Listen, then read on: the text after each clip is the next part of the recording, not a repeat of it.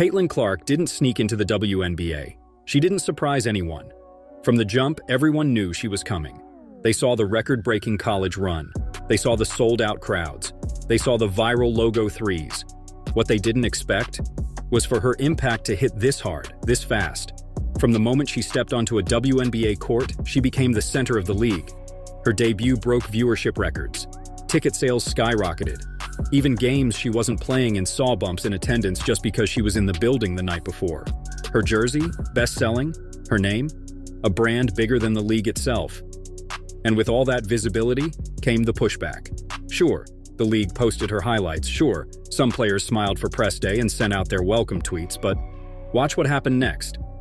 Veterans started giving clipped answers when asked about her. The hits started coming harder, the fouls more blatant. And when it came time for the All-Star player vote, Clark, the top fan vote-getter in the league, wasn't even voted the best guard on her own team. This isn't a coincidence. It's not just competition. It's not growing pains, it's a pattern, it's resentment, and it's being captured on camera every single week. And if you're still not convinced, let's break it down. We'll show you the quotes and the footage, because the truth is loud. And it's not coming from the league's official Twitter page, it's coming from inside the locker rooms. The first warning sign didn't come from a hard foul. It came from a smile. ESPN sat down with former WNBA players, people who are supposed to uplift the league's future. And as they discussed Clark's impact, they didn't focus on her game, her growth, or her record-breaking popularity. They gave her a role. I see just exponential growth of the game, right? She brings eyes to the game so that the next generation can come out and thrive. Just a dynamic player, just exciting to watch. Her villain origin story has started, and she loves to play into it, and the fans eat it right up, and so that we can see the next generation coming in and carrying it along too. Villain origin story? Caitlin Clark didn't stomp on anyone's logo. She didn't go on a podcast and trash-talk veterans. She's been quiet in interviews, humble in defeat, and laser-focused on her team, but they still branded her the villain. Not the media, not the fans, former players did. And this is how it starts. You create a narrative. Then that narrative justifies the behavior that follows. She plays like a villain. So when someone shoulder checks her in transition, it's fair. She embraces the hate. So when players leave her out of post-game praise, it's deserved. She's taking over the headlines. So when she's snubbed by her peers, well, that's what villains get. This wasn't commentary. This was set up. Vote-getter in the entire league. Ahead of everyone. You'd think the players would respect that. But they didn't just disagree. They buried her. Despite dominating the fans' vote as the WNBA leading all-star vote-getter, Caitlin Clark, all right, she dominated the fans. But when it comes to the players, the Fever star was ranked as the 9th best guard by players. So fellow players rated Clark as the 2nd best guard on her own team behind Kelsey Mitchell. Let's be clear. This isn't about who's more skilled. It's about sending a message. You can't watch Clark torch vets with 30-footers, lead an entire franchise in scoring, and generate more media coverage than the rest of the league combined, and then rank her 9th behind her own teammate. This wasn't an evaluation. This was punishment. Clark didn't do anything wrong except get too popular, too fast. And that's the part that burns for a lot of these vets. Because for years, they've put up all-star numbers and barely cracked SportsCenter. Then here comes a rookie with a Nike deal and a camera crew, and suddenly the league revolves around her. So the players retaliated the only way they could. They voted her down. They said, you might be the people's choice, but not ours. You might lead in points and impact, but not in respect. You haven't earned it. But here's the kicker. She had. Because that vote didn't reveal a lack of talent. It revealed just how threatened the league really is. When Kennedy Carter blindsided Caitlin Clark during a dead ball, the sports world stopped. This wasn't physical play. It wasn't rookie hazing. There was no ball in play, just a body check, out of nowhere. And everyone had a take. Some called it just physicality. Some said she had it coming. And then there was Nafisa Collier, one of the league's most respected veterans. Here's what she said. Yeah, it's been crazy. Honestly, I think it's great for the sport. I don't agree with what Kennedy did, and she apologized herself. I don't think that was right, but just the coverage in general. I mean, any publicity is good publicity, right? And it gets people talking about the sport. It has, like you said, you guys are talking about it. Everyone is talking about it. And so that brings more eyeballs to the game. Again, I don't agree with what she did, but I like the fact that women's basketball and women's sports is such a conversation piece. Let's pause. This wasn't a hard foul in transition. This was an intentional act outside of play, a moment where the league had a choice: condemn it or excuse it. And instead, Collier shrugged and said, "Well, at least people are watching." This is what it means when a league wants the hype, but not the accountability. When a star player gets dropped and the reaction is, "Did you see the engagement numbers though?" That quote doesn't just reveal a problem with Kennedy, it reveals a problem with everyone around her. Because when veterans normalize dirty play by praising the attention it brings, they're not protecting the game, they're exploiting the chaos, and if Caitlin Clark has to be the punching bag to boost viewership, apparently that's just business. Sometimes the disrespect isn't loud. Sometimes it's who they don't mention. When Jewel Lloyd was asked about Caitlin Clark, here's what she said. Yeah, I'm going to talk about our rookies. Nika's been great.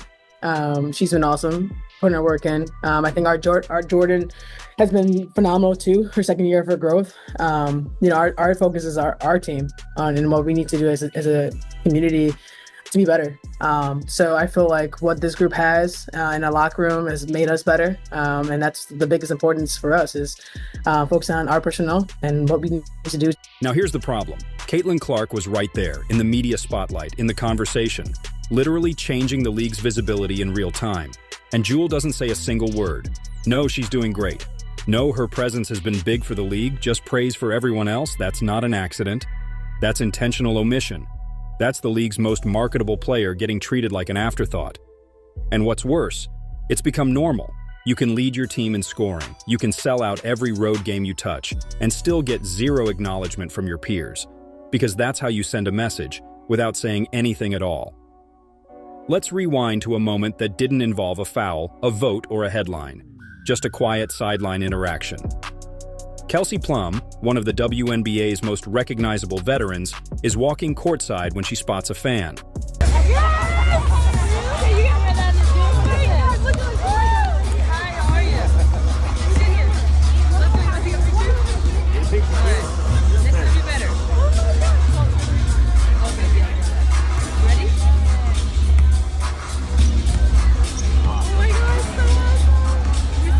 Thank you.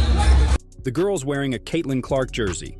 Plum hands her a Sparks t-shirt and with a smile says, "Do better." Then she poses for a picture with the fan. At first glance, it looks harmless, polite, even friendly. But listen again. Do better? She saw the Clark jersey and decided to correct it. Now maybe that's just competitive spirit. Maybe it's a playful nudge to support the home team. But given everything else we've seen from Plum, it feels less like a joke and more like a pattern. Because this wasn't an isolated moment. At a separate event, the league had its All-Star showcase. The players came out wearing black shirts with bold letters, "Pay us what you owe us." It was supposed to be a moment of unity, a protest for better pay, a league-wide statement from everyone, veterans, stars, rookies. And yes, Caitlin Clark wore the same shirt. She stood on the same court. She was part of the same movement. But when Kelsey Plum was asked about it later, she added something completely unnecessary. That was a very powerful moment. We didn't, at least as players, we didn't know that was going to happen. So I think it was kind of like a genuine surprise. But the T-shirt, just United Front was determined this morning that we had a meeting for, and not to tattletale, but 0 members of Team Clark were very present for that. Clark was there. She wore the shirt. There was no public divide until Plum created one. She could have said, "It was a great moment for all of us." She could have left it at that. Instead, she made sure to isolate Clark, to imply she wasn't fully committed, to plant the idea that maybe she doesn't belong in that circle. So let's not pretend this is about unity. First, Plum tells a Clark fan to do better. Then she subtly questions whether Clark's team was even present for a moment of league-wide solidarity. That's not playful. That's not leadership. That's passive-aggressive politics from a veteran who clearly feels the shift and doesn't like who's at the center of it. And just when you think Kelsey Plum couldn't make it more obvious, she does this. The bus was right here. There's only 2 hotels here. Yeah. Don't y'all find that kind of weird? Low-key? Like low-key, come on. A little, but Okay. I'm really turned off right now. I'm just a fan though. I know, I appreciate that. If you sign one, you can put my name on it. One. Awesome. I'll sign one. Can I get you on that one? Yeah. Keep killing it this year. Appreciate that. Whichever one. That's not heat-of-the-moment trash talk. That's just being obnoxious. It's one thing to have opinions on a player, but going out of your way to clown a fan just for wanting an autograph? That's petty, especially coming from someone who hasn't been relevant in the national conversation for years. She's handing out Sparks shirts over Clark jerseys like it's some kind of statement, then calling fans weird for showing support. You can't say you care about growing the game and then mock the very people who are showing up. Because if Caitlin Clark's already the face of the league in just her first years, where does that leave the vets who thought it would always be them? That's the part no one says out loud. It's not competition, it's frustration. And when players start throwing shade instead of support, you're not seeing mutual respect. You're seeing resentment hiding behind fake professionalism. There was a moment, caught on video, during a game. You probably saw the clip, everyone did. Brittany Griner sitting courtside muttering something under her breath. Something that made waves across the internet. People zoomed in. It looked ugly. And instantly, the debate started. Was it a racial slur? Was it aimed at Caitlin Clark? Was it trash talk gone too far? But instead of clearing the air, Griner was approached about it and gave this response. I remember fouling out, being mad. I remember fouling out on, I believe it was Howard, driving to the basket. They said I put my hand in. But hey, never really had to look at this shade, so. But what did you say? I really can't remember what I said, honestly. If I showed you the video, would that help? No, it wouldn't help. No, it wouldn't help. That's not accountability. That's avoidance. Because when someone says they can't remember what came out of their mouth during the most controversial moment of their season, they're not trying to clarify. They're trying to move on without consequence. And guess what? It worked. There was no apology, no fine, no league statement. Just silence, again. Let's flip the script for a second. If Caitlin Clark had been caught on video muttering something unclear but interpreted as racial, the entire WNBA world would have come crashing down. Think pieces, panel discussions, sponsors issuing statements, teammates distancing themselves. But Griner? She gets to say, "I don't remember," and walks away. No one pressed her. No one asked her to clarify. No one said, "Hey, the whole internet is dissecting this clip. Maybe it deserves a real answer." Instead, it vanished from headlines within 48 hours, and Caitlin? She just had to sit with it. Pretend it didn't happen. Move on. This wasn't a minor player. This was Brittany Griner, Olympic gold medalist, one of the faces of the league, someone the WNBA bent over backwards to support during her detainment in Russia. And when it was time to show that same respect to someone else, she had nothing to say. The quote, "I don't remember," tells you everything. Because it's not just that Griner said something disrespectful, it's that the league didn't care. The media didn't care. The players didn't care. They didn't want the truth. They wanted it to go away. And once again, Caitlin Clark was left alone in the middle of it. No protection, no defense, no answers.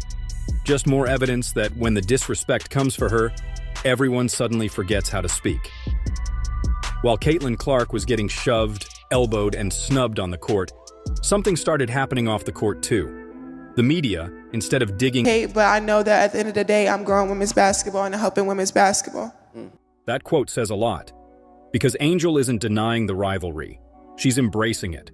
She knows there's a narrative. Caitlin Clark is the clean-cut star. Angel is the fire starter. And instead of pushing back, Angel's saying, "Fine, I'll be the villain." She's playing into it, fully aware of what it means for her image, her brand, and her influence. But here's the problem. When Angel talks about getting the hate, it's not coming from nowhere. She's taken plenty of heat, no question. But she's also returned fire. She's the one who waved the "you can't see me" in Caitlin's face. She's the one who got a flagrant one for hitting Clark in the head. She's the one who says things like this, while Caitlin's still playing it safe in interviews. So when Reese says she's helping the game, what she's really saying is the drama helps, and it does, but it also comes at a cost. Because while Reese gets to be the self-proclaimed villain, Caitlin Clark gets cast as the one deserving the backlash. The league can't have it both ways. You can't praise Reese for embracing the rivalry while expecting Clark to take cheap shots without reacting. You can't build the drama, feed the machine, and then call Clark soft when she flinches. And Reese knows it. That's why she says it so cleanly. She knows what her role is and she's comfortable in it. But let's be real.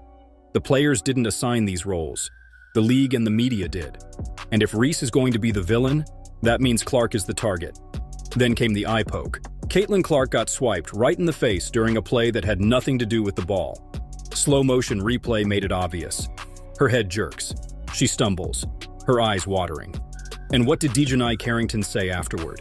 I don't even know why I would intend to hit anybody in the eye. That doesn't even make sense to me, but no, I didn't. I didn't know I hit her, actually.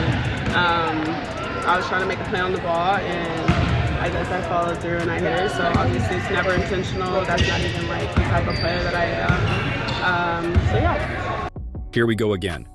The intentional looking hit, the clearly affected opponent, and the casual denial, I didn't know, I wouldn't do that. That's not the type of player I am. That last one, that's the favorite fallback line in the WNBA this season. But the tape shows something else. And Caitlin's black eye says more than any quote ever could. This wasn't a basketball accident. This was frustrating. And once again, the player who threw the contact isn't held accountable. Not by the refs, not by the league, not even by the post-game media. Because apparently, when it's Caitlin Clark taking the hit, nobody really saw anything. Sometimes it's not what they say. It's what they refuse to say. Let's go back to the moment. Chennedy Carter's viral hit on Caitlin Clark, the one that didn't happen during the flow of the game. Not during a defensive rotation, not in the heat of a fast break. It happened during a dead ball. Caitlin was trying to start the next play. The ball wasn't even in yet. And Carter lowered her shoulder into Clark's spine. It was a hit you don't see in basketball. You see it in football. You see it in hockey. You see it when someone wants to send a message, not play a game. And after that, Carter became the center of attention. Cameras, reporters, all asking one thing, why? And her response? I ain't answering no Caitlin Clark questions. Did she say anything to you? I don't know what she said. What'd you say to her? I didn't say anything. That's enough. That wasn't a denial. That wasn't a regret. That wasn't even a defense. That was full-on stonewalling. You don't go silent like that unless you know what you did. You don't refuse to speak unless you're protecting something or someone. And the worst part? She didn't need to apologize because the league didn't make her. Her teammates didn't hold her accountable. The veterans stayed quiet. If anything, the silence was louder than the hit. This wasn't one player snapping. This was a collective decision. Let Clark take the hit, let her walk it off, and let's move on like nothing happened. Because that's what happens when the league has already decided she's on her own. The league hasn't made an official statement, no press release, no fines for the shoulder check, no suspensions for the eye poke, no condemnation for the snubs, and they probably never will. Because that's the beauty of the plan. No one ever has to say anything, not when the actions scream louder than the words. Not when a veteran stares at a rookie's jersey and chooses to hand out someone else's. Not when a player delivers a dead ball hit and then says, I ain't answering Caitlin Clark questions. Not when you get labeled a villain before you even get a chance to speak. This isn't a rivalry. This is a quiet campaign, and every player who shrugs, who downplays, who can't remember is playing their part. But the real story here isn't just about the disrespect. It's about how Caitlin Clark responds to it. Because despite everything, the physicality, the cold shoulders, the voting snubs, the sly digs, the eerie silence, she still shows up. She still drops threes from 30 feet out, still sets records, still signs autographs until her hand hurts, still carries herself like she belongs, because she does. Caitlin doesn't fight back with words. She fights back with wins. And if the rest of the league thinks they can push her out by ignoring her, by freezing her out of press clips and locker room praise, they're in for a surprise. Because every hard foul becomes a headline. Every cold stare becomes a camera shot. Every cheap shot becomes a replay. They can try to pretend she's not the story, but the entire country's already watching. And here's the twist. All that hate, all that resistance, it's only making her